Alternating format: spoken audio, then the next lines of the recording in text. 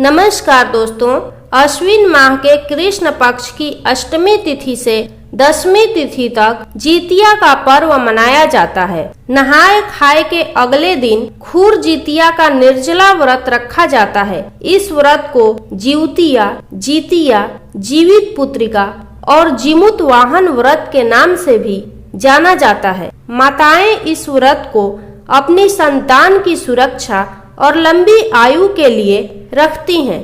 इस साल जितिया का व्रत 6 अक्टूबर 2023 दिन शुक्रवार को रखा जाएगा और जितिया व्रत का पारण 7 अक्टूबर 2023 दिन शनिवार को सुबह 8:08 के बाद किया जाएगा। इस व्रत में 3 कथाएं सुनी जाती हैं, तो आइए सुनते हैं जितिया व्रत की पहली कथा। पौराणिक कथा के अनुसार जब महाभारत का युद्ध हुआ तो अश्वत्थामा नाम का हाथी मारा गया, लेकिन चारों तरफ यह अफवाह फैल गई कि अश्वत्थामा मारा गया। इस खबर को सुनकर अश्वत्थामा के पिता द्रोणाचार्य ने शोक में अपने अस्त्र डाल दिए। तब द्रौपदी के भाई धृष्टद्युम्न ने उनका वध कर दिया। इसके कारण प्रतिशोध के लिए अश्वत्थामा ने रात्रि के अंधेरे में पांडव समझकर उनके 5 पुत्रों की हत्या कर दी, जिसके कारण पांडवों को अत्यधिक क्रोध आ गया। तब भगवान श्री कृष्ण ने अश्वत्थामा से उसकी मणि छीन ली, जिसके बाद अश्वत्थामा पांडवों से क्रोधित हो गया और उत्तरा के गर्भ में पल रहे बच्चे को भी जान से मारने के लिए उसने ब्रह्मास्त्र का प्रयोग किया। भगवान श्री कृष्ण इस बात से भली भांति परिचित थे कि ब्रह्मास्त्र को रोक पाना असंभव है। अतः भगवान श्री कृष्ण ने अपने सभी पुण्यों का फल एकत्रित करके उत्तरा के गर्भ में पल रहे बच्चे को दे दिया, जिसके फल स्वरूप गर्भ में पल रहा शिशु पुनर्जीवित हो गया, जो बड़ा होकर राजा परीक्षित बना। उत्तरा के बच्चे के दोबारा जीवित हो जाने के कारण ही इस व्रत का नाम जीवित पुत्रिका व्रत पड़ा। तब से ही संतान की लंबी उम्र और स्वास्थ्य की कामना से जीवित पुत्रिका व्रत किया जाता है। जितिया व्रत की दूसरी कथा। गंधर्वराज जीमूत वाहन बड़े धर्मात्मा और त्यागी पुरुष थे। युवा काल में ही राजपाट छोड़कर वन में पिता की सेवा करने चले गए थे। एक दिन भ्रमण करते हुए उन्हें नाग माता मिली। वह वन में बैठकर करुण विलाप कर रही थीं। जब जीमूत वाहन ने उनके विलाप करने का कारण पूछा तो उन्होंने बताया कि नागवंश पक्षी राज गरुड़ से काफी परेशान है। वंश की रक्षा करने के लिए नागवंश ने पक्षी राज गरुड़ से समझौता किया है कि वे प्रतिदिन उन्हें एक नाग खाने के लिए देंगे और इसके बदले वे हमारा सामूहिक शिकार नहीं करेंगे। इस प्रक्रिया में आज के दिन मेरे इकलौते पुत्र शंखचूर्ण को पक्षी राज गरुड़ के सामने जाना है। नाग माता की पूरी बात सुनकर जीमूत वाहन ने उन्हें वचन दिया कि वे उनके पुत्र को कुछ नहीं होने देंगे और उसकी जगह लाल कपड़े में लिपटकर वे खुद पक्षी राज गरुड़ के सामने उस शिला पर लेट जाएंगे जहां से गरुड़ जी अपना भोजन उठाते हैं, और उन्होंने ऐसा ही किया। गरुड़ जी जीमूत वाहन को अपने पंजों में दबाकर पहाड़ की तरफ उड़ चले। जब गरुड़ जी ने देखा कि हमेशा की तरह नाग चिल्लाने और रोने की बजाय बिल्कुल शांत है, तो उन्होंने वह लाल कपड़ा हटाकर जीमूत वाहन को पाया। तब जीमूत वाहन ने सारी कहानी गरुड़ जी को सुना दी। सारी कहानी सुनकर पक्षी राज गरुड़ हैरान हो गए। उन्हें इस बात पर आश्चर्य हो रहा था कि कोई किसी की मदद करने के लिए ऐसी कुर्बानी भी दे सकता है।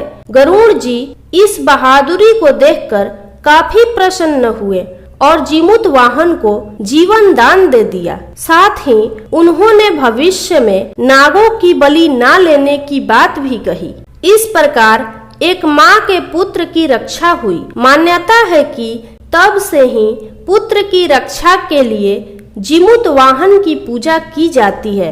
आइए अब सुनते हैं जितिया व्रत की तीसरी कथा। नर्मदा नदी के पास कंचन बाटी नाम का एक नगर था। वहाँ के राजा मलय केतु थे।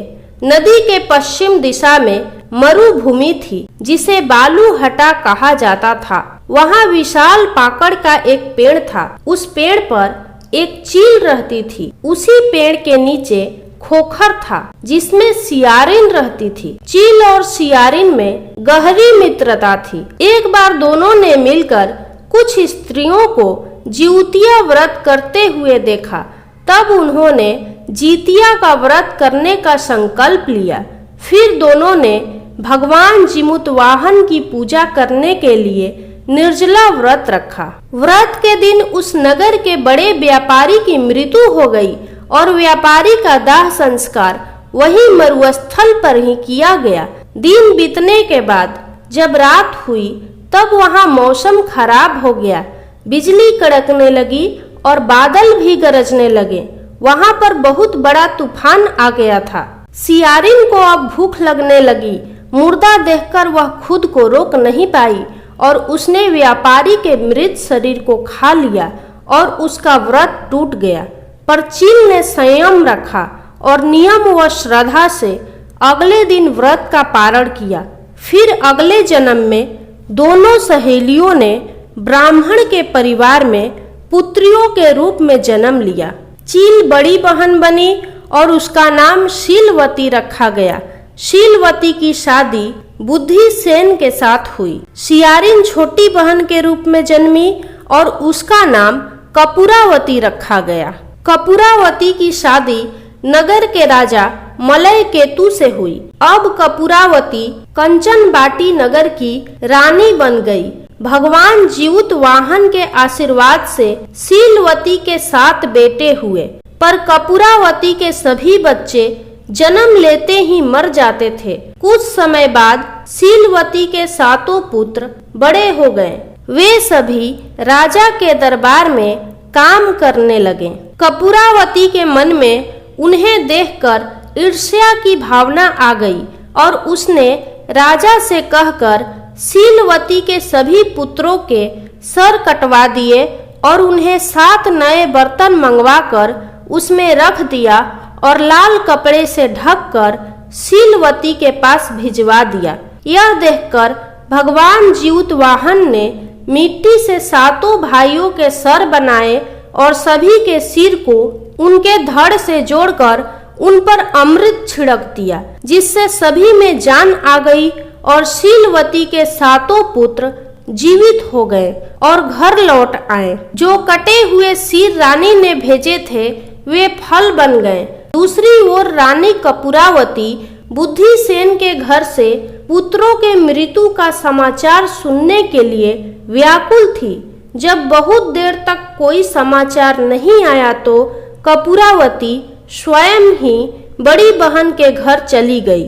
वहां सबको जीवित और खुश देखकर वह बेहोश हो गई। जब उसे होश आया तो उसने अपनी बहन को सारी बात बताई। अब उसे अपनी गलती पर पछतावा हो रहा था। भगवान जीउत वाहन की कृपा से शीलवती को पूर्व जन्म की बातें याद आ गई। वह कपूरावती को लेकर उसी पाकड़ के पेड़ के पास गई और उसे सारी बातें बताई। सारी बातें सुनकर कपूरावती बेहोश हो गई और मृत्यु को प्राप्त हुई। जब राजा को इसकी खबर मिली तो उन्होंने उसी जगह पर जाकर पाकड़ के पेड़ के नीचे कपूरावती का दाह संस्कार कर दिया। इस प्रकार जितिया व्रत की कथा संपन्न हुई।